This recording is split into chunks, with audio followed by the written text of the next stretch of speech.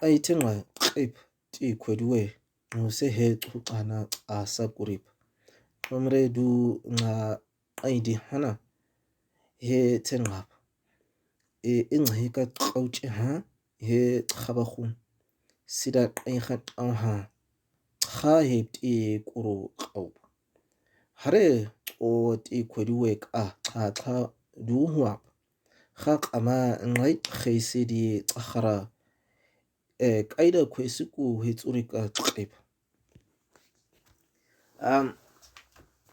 My people, thank you very much for this opportunity. I greet you during this afternoon, midday, during this Gregorian calendar, the new year.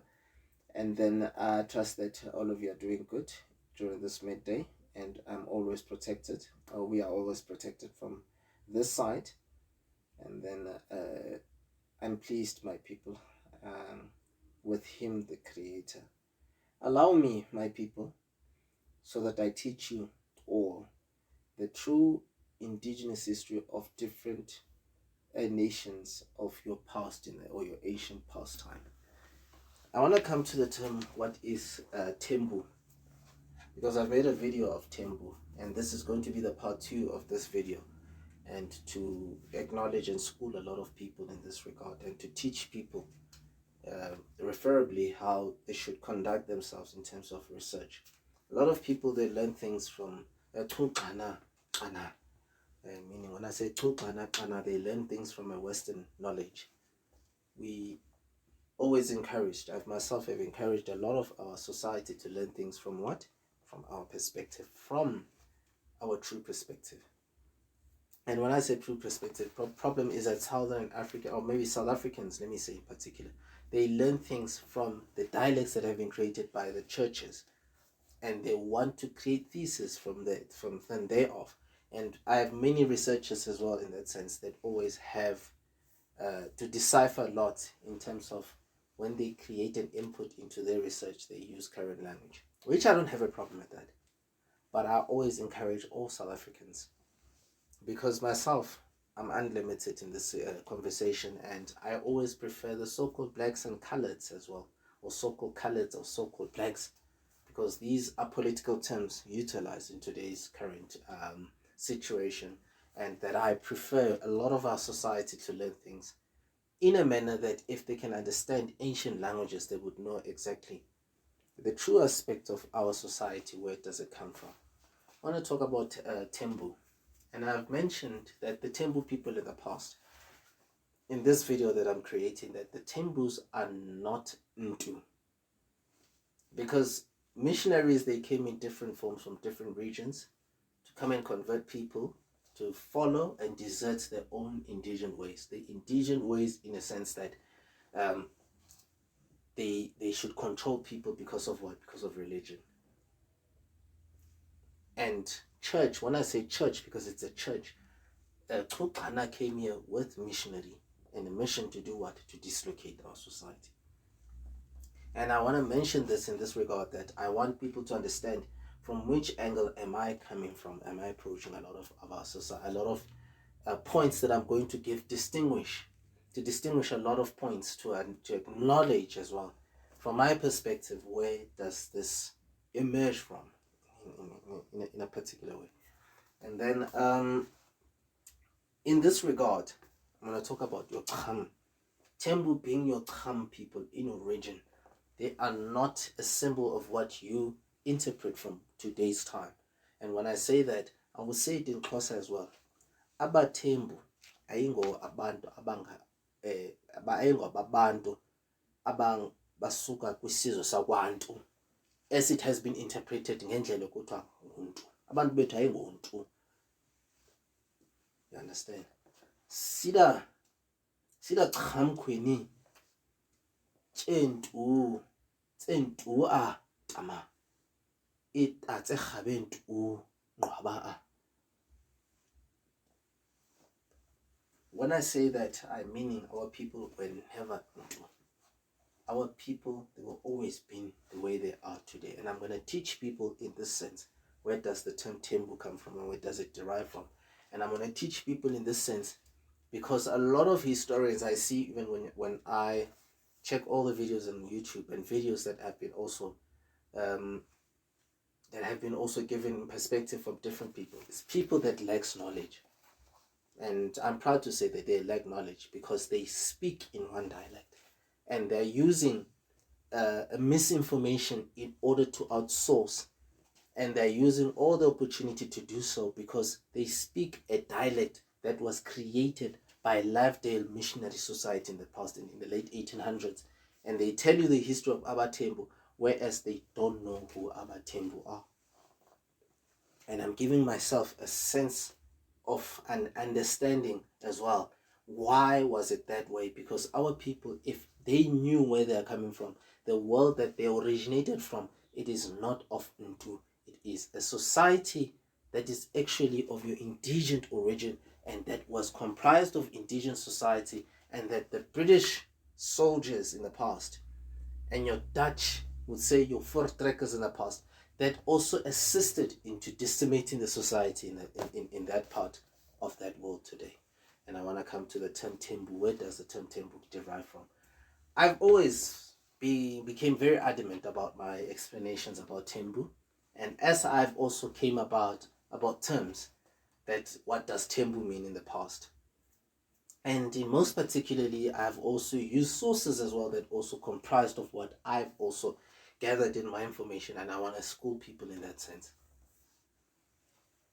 Tembu people are not Ntu people. They've never. You cannot say Amanyambi. They became hēThembu. They're not hēThembu. I mean, you cannot talk about 2%ers in the past and say these people are what they are. I've read all the information that came from Rhodes universities of all the compilation of research that they brought, which is poor information. That talks about Lamini, that talks about people of Mlangeni. I know the history of Mlangeni people. Where does it come from?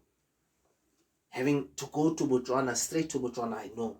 I've dealt with that in the past. But the problem with our society in this regard, misinformation that you teach people because you're using a church dialect, you're not using an original dialect.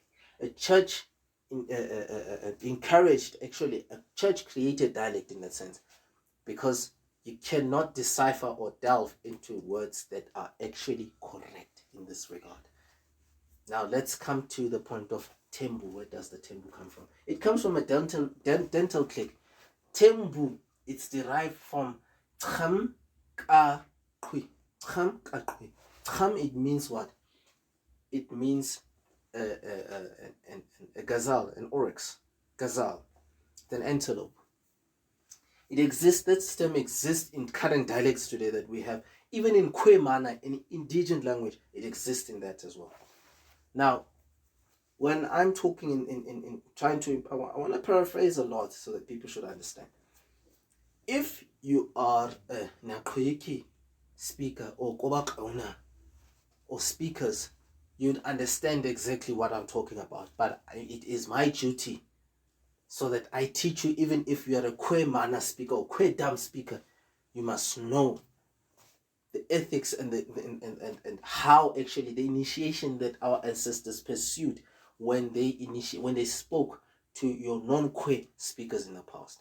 And there's a lot of terms in our current lexical or maybe in the corpus of every dialect you find in South Africa that is corrupted, and a lot of our South African people don't have knowledge to, because we are living in a hegemony society in South Africa that is actually confusing. And that has actually confused a lot of our society today, because people, they revere themselves with identities that were not of their ancestors. And I'm coming to that point as well. I'm coming to the term of tembu. And this is a part 2 of the definition of tembu. Tembu, it's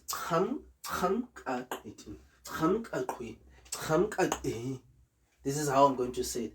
It means what? It's a gazelle. It's an oryx. It's an this is an oryx. It's a gazelle. It's an antelope, right? Antelope, water people. This is what it literally means, right? In the southern Free State, where I come from, right? In kx'oasihe, which is south of where I am now, they say kham. Kham, it is also the same thing. You understand? It's the same thing. It's the meaning. It's the same thing. Now, when you say kham in Nakuiki language, I'm referring also to what? I'm referring to your Nuki, Khomanki, Tunki. In all these dialects, they're all more or less related. Even Trekui as well is the same as well. Trekui. Right? Trekui as well. Treki, sorry. It's the same thing as well. Now, I'm trying to balance this as well in information. It is what? An antelope water people. When you mention antelope, it's our culture as well. In Kwemana, the word exists as what? They exist as Tahib. Or Tahim. As well. This is what the term means. And when you mean in that form, Tahim means what? It's an oryx. It's a gazelle as well. The term, where does it originate from? In a form that the dental click, it has a dental click and also a palatal click as well. An alveolar click, let me say that. Your and your click as well. In some other parts, in that instance, in terms of the dialect, how people speak as well, in different regions as well, from the same tribe.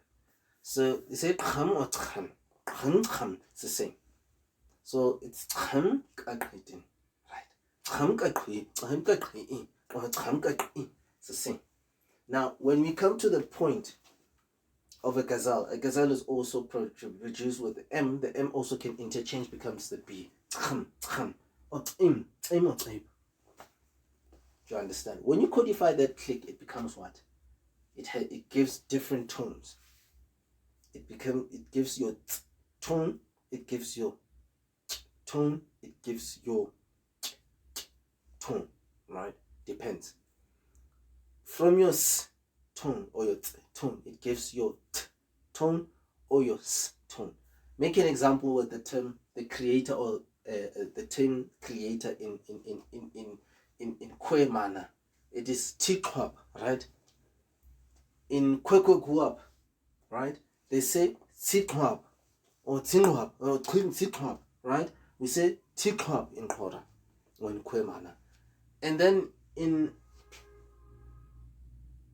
Hoki, particularly, they say what?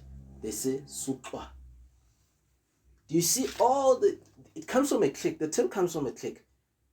But because the codification becomes t, the kwe guap, it becomes the t, then they say s. Supwa. It's the same thing. Tiko in Xhosa dialect. It's the same thing. Same thing. Same WhatsApp, it's the same thing. Because the same Xhosa word comes from a Kwe mana word.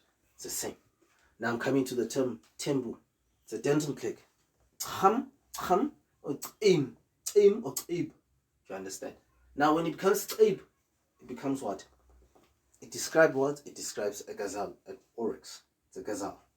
Now, in Afrikaans language, the term exists as hēThembu, because the term hems, it comes from what? It comes from your kham. When you codify the palatal click as well, it becomes kham or kham. That's why it becomes hēThembu, because the name, it is not a name coming from the Dutch. It is an Afrikaans word. This is coming from our language as well. Our ancestors say it is a kham. It's a kham bak. That is how actually they define the term. Khams, it exists Kwe mana actually. Khams or khama. Khama, it is khama bak or khama bok. Do you understand? And then in Xhosa language, the term exists as well as it's inku kama. Inku kama. Do you understand? Inku kama. Do you understand? In Setswana, the term exists as kukama or kukama. It exists. It exists. It's the same as what you have. You see, inku kama. That kama or kama, it means what? That's it. As close as kukama, it means what? It means the same thing as well. Kama as well. It's the same thing. Pronunciation. It's codified from what? From a palatal click, which is what? It's a gazelle. So my focus is to teach, to make you aware of this as well. And then in Tekela language, especially the dialect that is known as your Siswati, say Imbambala. This is what they say, Mbambala. But this term exists where? It exists particularly in your Eastern Cape, Western Cape, or your Southern Cape, which is your Eastern Cape and your Western Cape, and from your Northern Cape and from your Free State perspective, it's very dominant this term. And then we said that ham becomes ham, right? So a lot of elders, when we hear, but these are not your informed elders, but they always use the ham as what? A lion, which I don't say it is wrong. Their definition, it comes there because the term lion, it is hamma in our language, hammabi in our, because it's a bull lion, right? We said khara hammabi, you understand? I mean, we said khara hamma, which is a bull lion, which is a male lion. You understand? We say khammis, which is a female lion, a lioness. But the term, it is not that. But all along we've received oral history contemplating to that, which is not a problem. That is why when you go to Beaufort West, it's called Liugamka, because of the definitions they give. But when you check the history of the name, it is Kamka, because Kamka, it means a stream. It's a place that is full of streams. That is why it's called Kamka. So we cannot make a definition argument with that, because it's a codified, and then it's been referred by a culture that also had a definition in perception that it could be a lion. That's why they say Hului Khamka. Now let's come to a point of Kham. When you say it in Kwemana, it becomes a Tzaib or Tzaim, right? A Tzaib in what it is today is Xhosa. What it by sound in isiXhosa, it also exists in isiSotho.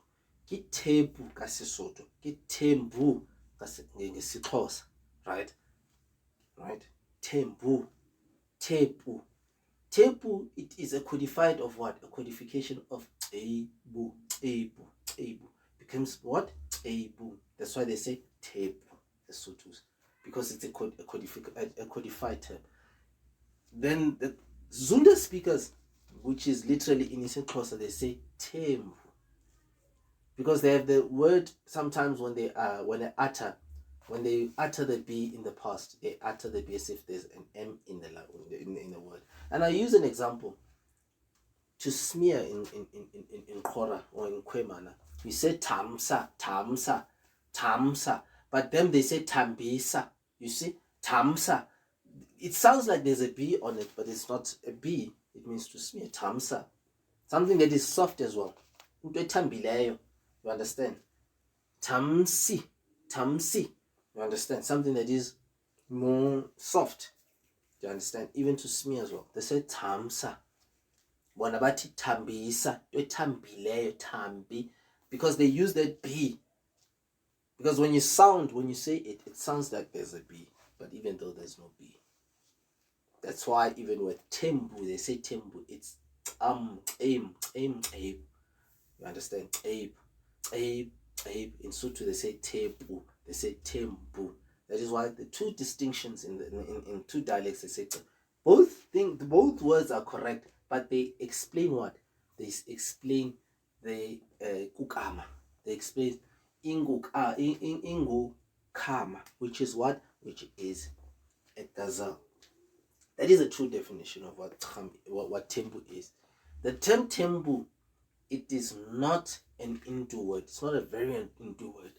It may exist from every culture in North Africa. It means our people, they ascended from the south to north. You understand? They went from south to north. So it's a definition I'm giving to you as well. So I'm saying as well in this regard, tembu, it is not an Hindu language. It's a codified language, term, from a dialect, which is your ebu, or kx'oasihe. That's why they have kx'oasihe, ebu, it is what? It is a gazelle. It's a gazelle as well. So the Sothos, they call it from a table because it's a codified from a dental click. Because a dental click, when you codify it gives what? It gives the t also phonetic. So this is how it says. Some they would say kx'oasihe, or table, table. This is how other cultures would pronounce the word because of the t. I've made definitions with this in this regard because of indigent or kx'oasihe mana. You understand? Or kx'oasihe kobaku, meaning the languages of your indigent. We codify. This is how it became in the past. So this is how far I can get with you in this regard with the Tembu language. It actually means an oryx. This is what it is, and it always became that way. Because now of your kham perspective, instead of your kham it comes your kham. You understand? Or kham. That is why it is inkukama, kukama, or ingukama, or inkukama. This is how they said it, and that's why you find it in isiXhosa that the term is attached always into the definition of your palatal or alveolar click as well, your alveolar palatal click in that sense. So I want to school a lot of our society before you make any deciphering of whatever you're studying or you're trying to dissect on, especially in terms of indigent or in terms of what you find as a society today. Use your indigent. I encourage a lot of people to study the indigent language. Like I've said to you in my previous video, I said abantsundu in the Tembus, they're your Ngcu people, meaning your black people. You have your Ngcu people in the Northern Cape. You have them in the Lesotho, you have them in Free State. They are all one. You're calling it in a Zunda way, saying Nsundu, it's Ngcu, Ngcu, Ngcu. And that's how it is. You have Amaqoma, which is your Xhomani or Xhomani people. You understand? You have your Oni. Your Oni, these are your Nguni people. I've made videos with regards to who Nguni, true Nguni people are in this sense, especially from the video that I've made regarding who the kx'oasihe originated from. I made an example with that as well. So it will by mense leer omdat hulle moet op die stadium omdat hulle moet herken woorde, spesifieke woorde wat ek het vir hulle gesê. Die belangrikste woorde om te sê, want die belangrikste woorde en die afkomste van die woorde en van die taal ook, die kodifikasie van die taal, die maniere hoe oud mense die taalsprekers, die initiation van ander mense ook, the initiation that they've given to our people who are outside the scope of Kwe, and then that today our people, when they pronounce words in most cases, especially in the Sothos and even in your Abembo people, how they brought about. In my definition as well, as I've progressed with the word Khambukri, I said it's Kham and Mbo people, because Mbo it is Bu. So we said this is what? It is your antelope people or your gazelle people with your Mbo people, which were your minority people in the past. They were your minority. They were not a subject of what we might be revered as what it is transpiring today. But these people are minorities. Speaking about your Amanyambi, you're talking about your Mlangeni, which are your Kalanga people. Your Kalanga people in South Africa, they were not so many, but they penetrated. That's why you find the history amongst the Mbondo and the Mbondo Mise people as well. That's why you find them in different forms. But their history, it has been misconstrued by what? By a lot of white historians, because of what? People like your T. Bryant, they've given a lot of wrong perspective about who Kalanga or Karanga people are. And as much as you can follow into them in Botswana and in Zimbabwe, it's what you'll find in the Mbondo and Mbondo Mise people. Even though they are mixed in where they are coming from. The same people where they're originating from, they are originating in people that are revered to be your so-called Tutsis, your so-called Maasais. Originally they are that type, but because they have transformed as the time they came southwards in that sense. But I don't want to go much in deep into that as well. But when you talk about the history of who Thembu people are, there's a mixture of perceptions that these people are into. When you read into your roads information, you wrote in university information, they give also that definition, which is completely wrong. But I don't want to dwell much into that. I want people to start learning. Twa sida kubaku. Twa sida kubaku ka sen. Kama siche kubaku, siche engasi kubaku. Start learning in order to learn. No, in order to start learning in order to learn about our history and our tribalhood that existed in the past as well. In further much, I don't want to be long with this. Dikoba sadu huap kai kwenik naurena no se he tabasa kai gangana side kwelue ayo.